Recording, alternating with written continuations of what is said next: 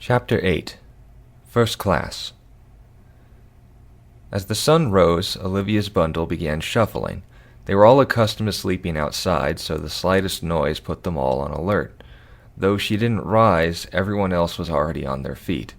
Letting out a sigh, Daniel began stretching and reaching for his armor. Havilah didn't sleep easily.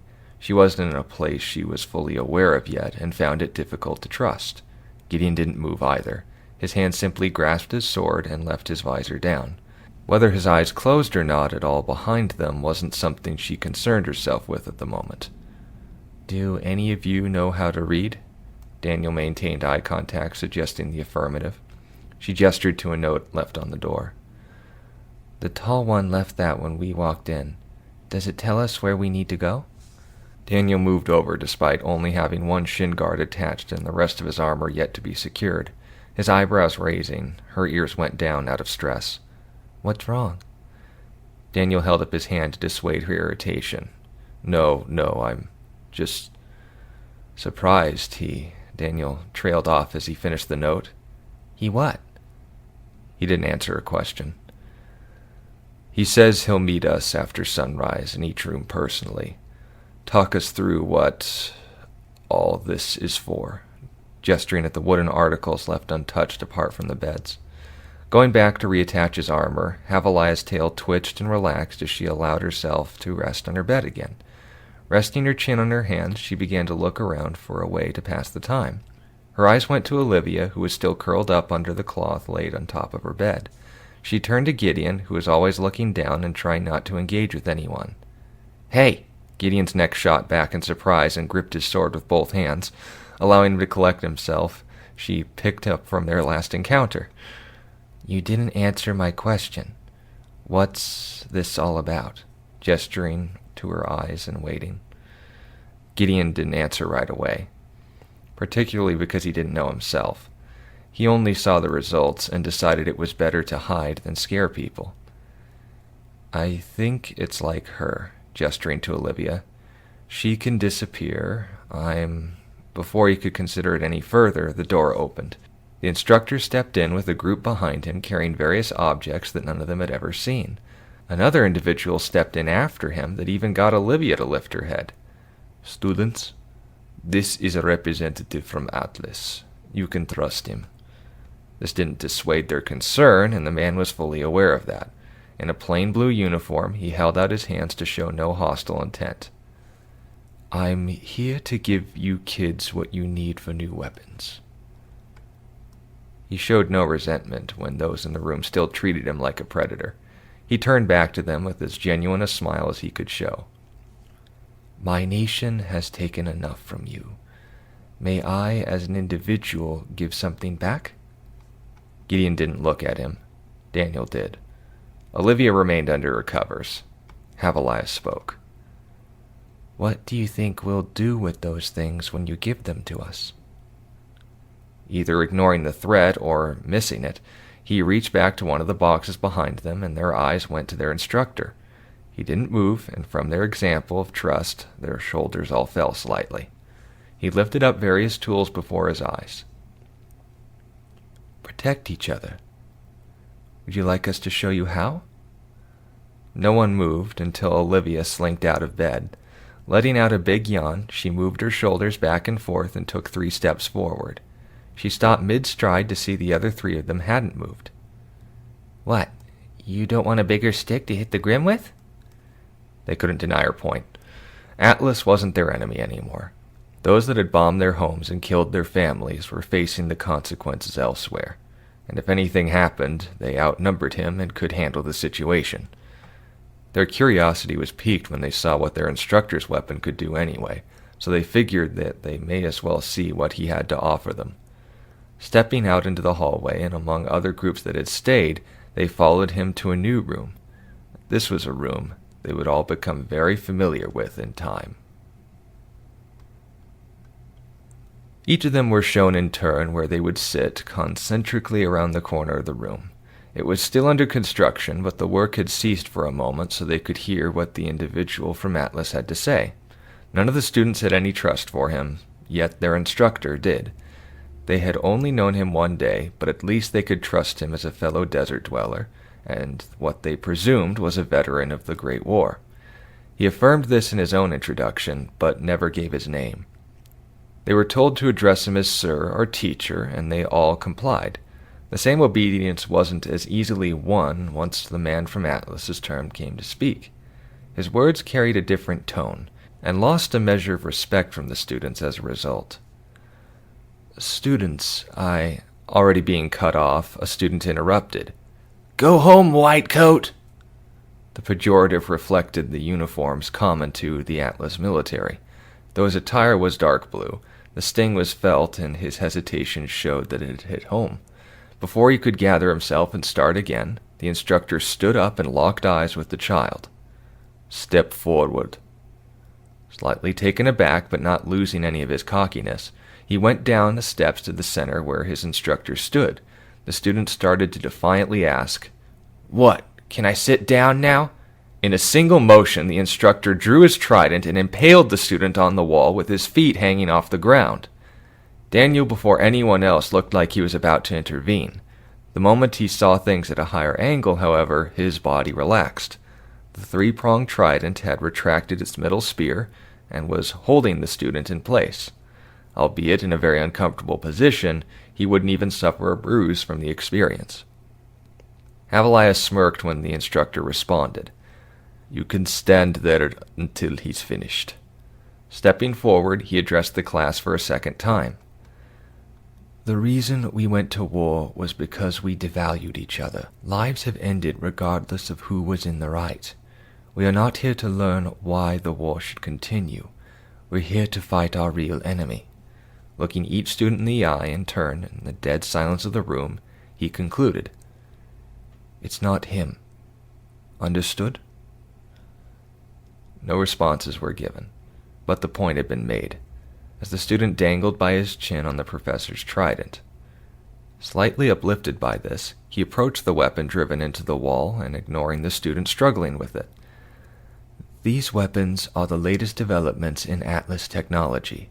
Microcompaction and bionics have been given the most versatile and hazardous of materials as accessible as—" The instructor tapped the representative on the shoulder and apparently cutting him off from the rhythm he had just gotten himself into. "Most of these students are orphans with no education. You'll have to meet them halfway on the terms you use." The instructor whispered, calming himself down and nodding in understanding, and he continued without the slightest loss of enthusiasm or the slightest gain of pity. "These weapons, swords, spears, and knives are just the beginning. We figured out how to combine them in ways that will send the Grim running with only the slightest effort on your part. I can show you how these things work. Want to make killing the Grim as easy as breathing?" The glazed eyes of the students came back to life at that. Some nodded, others voiced their approval. The rest remained listening or eyeing the student who had been made an example of on the wall. The professor reached for his weapon and drew it out with ease. The student fell, but was not allowed to hit the ground. The professor inspected his neck and made sure there wasn't any injuries. Patting him on the shoulder, he whispered something into his ear that apparently made him laugh. Everyone moving on from this, he started to return to his seat. The Atlas representative stopped him and held out his hand in peace. He shook it and gave him an offer that may as well have made them lifelong friends. "Would you like to be the first?" Nodding his head eagerly, he reached back to another one of his boxes. "First, we'll need to find out your semblance."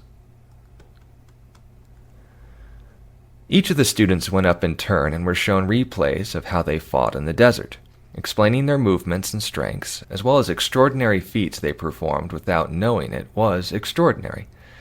The Atlas representative pointed out this was a special ability exclusive to them. When it came to Havaliah's turn, she had the chance to consider Daniel's comments about her not being tired after the battle had ended. Sure enough, the representative pointed out to her before she had a chance to even mention it. How he was able to know the past on a sheet of glass was beyond her, but she listened anyway, because he didn't understand most of what he had to say. Her eyes went from the scroll to her students, and they seemed tired just watching her. "Your semblance is very unique. It appears to accelerate the breakdown of lactic acid in your major muscle groups. After a tap from the instructor, he cleared his throat and continued. You simply don't get tired. This kind of mobility is invaluable in conflicts with the Grim. The instructor stepped forward. You will have strength when those around you have none. You will be an example. Hers twitched at this emphasis on the future, but figured it was better to listen than to speak in this situation. Nodding to the Atlas representative and returning to her seat, the rest of her team began to be called forward. This would be interesting. Daniel was examined by the representative and seemed to be carrying himself better than he had walking into the room. They watched the screen for any sign of his semblance, but apart from his ability to wrestle 4 Grim at one time, the Atlas representative continued to stare pensively at the screen. Allowing the awkwardness to hang in the air a moment longer, Daniel glanced back at Olivia and leaned in extremely close to the man just beyond his field of vision. The entire class began to giggle, and he raised his finger slightly above his hairline and began mock-prodding it like a feline entertaining himself. The instant the representative looked up, Daniel instantly retracted back to a disciplined stance and seemingly went unnoticed. The man reached for another tool and watched it for a moment. It looked like another piece of metal to the rest of the class, apart from the colored wires that hung off its sides. The representative looked Daniel up and down and asked him for his hand. Daniel shrugged and offered it to him. He rested it slowly onto the metal sheet, continuously looking up at Daniel and back again to the metal. I see. This one is tough. The instructor rested his hand on Daniel's shoulder and gestured for him to sit back down again. We'll see where this gift can be put to good use. Not sure how to respond, he figured Havalia's policy didn't get her hanging from the wall, so he would model it and remained quiet once more. Moving back to his seat, Olivia was called forward. Her head tilted at the sight of the metal, and it held her attention. Ma'am, you are a faunus, correct? She nodded, not turning away from the metal sheet. The representative looked down and used another tool to move it. What species do you share blood with? Olivia blinked and looked up at him without an answer.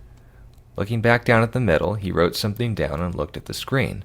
With a gesture, the image closed in on the tree and showed dried vines moving supposedly on their own. That's an impressive trap you set. Olivia wasn't paying attention to him. Is it too bright for you? That got Olivia's attention. She nodded, and the rest of the students looked at each other. He reached onto one of his boxes where the wires led to and turned something on no one could see. The screen remained unchanged, and he continued.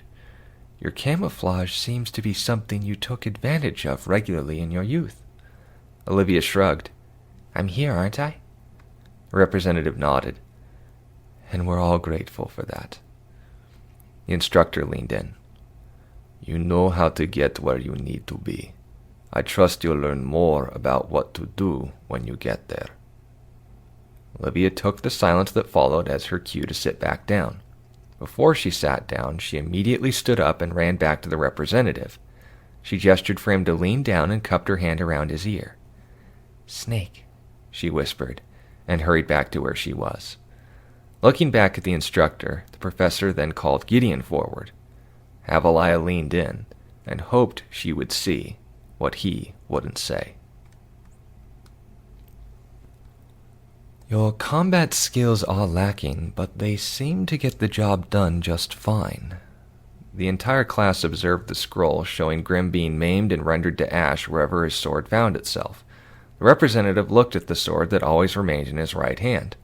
Looking up at his visor, he noticed that after the battle he had adamantly refused eye contact with anyone. Gideon simply stared at the floor and took in whatever those around him needed to say. The representative began to rewind and enlarge what happened to the Grim when in combat with him. Looking for something unique to take place, he noticed that he was willing to make eye contact with the Grim himself. Enfeeblement? He hypothesized. Gideon didn't respond. Terror? Havalia's ears twitched at that, recalling her experience when she saw his eyes. Gideon still shook his head. The instructor looked like he knew something, but was as content as Gideon was not to contribute to the conversation any more than he had to. Looking back from the instructor to Gideon, the representative gestured at his blade. "What can you tell me about that sword?" Now the instructor stepped in. "It's grim. I fought with the one who carried it before him." Gideon and the representative both reacted to that statement. "His semblance is unique, and not something I can explain here. It is what allows him to carry that sword." The instructor walked past the representative and stood before Gideon. He waited for him to look up. "Go ahead, son." Letting out a slow breath, he looked up without removing his visor. There suddenly was a change that took place, not in the instructor, but in Gideon. He seemed to straighten, and a newfound discipline was seen in his features, as if the instructor's experience was seen in a new body. The entire class remained silent, if not concerned. The representative then spoke. "I see. He's an aura mirror." The instructor looked away, and Gideon slumped back down again to his introverted posture. "Watch the Grimm's ferocity matched blow for blow." He turned back to Gideon and waited until he looked up again. "Your sword is only as strong as the hand that is holding it." Gideon nodded, acknowledged the criticism, and returned to his seat. Havilah watched him as he returned to their row and mulled over her experience. Was what I saw myself? She thought privately. Her hands tightened at how afraid she felt. Her weakness hurt people. She hated what she was. As if answering her thoughts spoken aloud, the instructor then stood up ready to dismiss them. "You all now know your weaknesses. Choose today if you will focus on them or your strengths." With that, the class was dismissed to leave. Some were disappointed that they didn't receive any weapons. Others understood they had been shown they all were weapons. The groups of 4 joined together and began to either show off their now noteworthy abilities or inquiring with each other of how they could be used to complement each other. "They catch on quick," the representative said to the instructor as they observed them. Nodding, he took up his trident and left the room. The representative joined him after he had gathered up his equipment. "When should we—" The instructor cut him off. "Tomorrow. They'll have enough to think about today concerning combat. I'm more concerned about what they will do afterwards." The representative nodded. "I'll get their scrolls then." The instructor laughed. "Teach them to write first before giving them something to do it for them." He tapped his trident on his shoulder. "I learned to fight long before I had these." With that, the instructor stopped to see the representative to his ship. "You get them the materials they need for their weapons. I'll make sure they're ready to handle them when you get back." With a smile that showed the face of a friend, he lifted his last box onto the ship and closed the door. He returned the smile until the ship was out of sight. It fell when a student opened the doors to the hangar. "I didn't give you permission to leave the room." A dull roar accompanied the same tone he carried himself with the last time he needed to assert his authority over a disruptive student. Slightly intimidated, but not losing any of their purpose, the instructor saw that in the student's eyes and began to understand something was wrong. "Speak." The student didn't need further ushering. "That kid, with the eyes, he almost—" The instructor was already running. The student followed quickly behind. He opened the doors of the room and saw the student he corrected in a pool of coagulating blood. The majority of the kids kept their distances, and some were panicking from the last time they had seen such sights. Gideon was curled in a ball on the opposite end of the room alone, and the other members of his team were trying to help the kid. "What happened here?" Gideon looked up with a very nervous aura ready to explain, but the moment he looked up he saw the instructor was looking at the kid. Gesturing to the child whose semblance chilled the air around them, he gestured at the bruising around the wound and walked up to him very angry. The entire class was confused, having seen what had taken place. A member of the victim's team ran up and began yelling at the instructor. "Sir, he stabbed him in the stomach!" Thrusting an accusing finger at Gideon, who at this point was weeping and covering his ears. Matching her tone, he repeated his question. The entire class had seen what he had not, yet he seemed to understand something they didn't. Reaching down to adjust the injured student, he examined the wound. "Here, Liv. Your insides are fine. He went to a white box and brought back a white cloth and some other materials. He began dressing the wound and repeated his question. What happened? The student was the one who opened his mouth this time. That, the instructor cut him off. If you're going to pick a fight with someone, then at least have something to show for it. The rest of the students started looking at each other while Gideon continued to weep to himself. What is the one rule of vacuo? If you're going to fight among yourselves, then you're not going to make it here. Whatever happened, sort it out now. The forceful tone the instructor spoke the last word brought Gideon to his feet. Once again avoiding all possible eye contact, he shambled over to the student he stabbed and offered his left hand. They were both still shaking, one from shock, the other from tears. He swatted Gideon's hand away and caused the instructor to let out an exasperated groan. Without a single reprimand to Gideon, he turned to the injured student and waited until he looked him in the eye. A good while passed before he finally broke down his pride and looked up. That's strike 2. One more divisive act in this school and you will be treated as a threat. Understand? The entire class was as shocked as he was. Even Olivia and Daniel didn't understand why Gideon wasn't even blamed for what happened. As the instructor began to leave the room, he paused and looked back. Havelia was staring him down. He expected to see confusion or rage in response to his supposed hypocrisy, but instead he saw something else in her eyes. He returned that confidence with a smile and turned back to the door. Return to your rooms and rest for the day. At sunrise tomorrow you will meet me back here. Understood?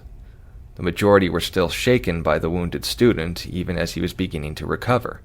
Understood! Stepping back from the force of his voice, they all responded at reflex more than by will. Yes, instructor!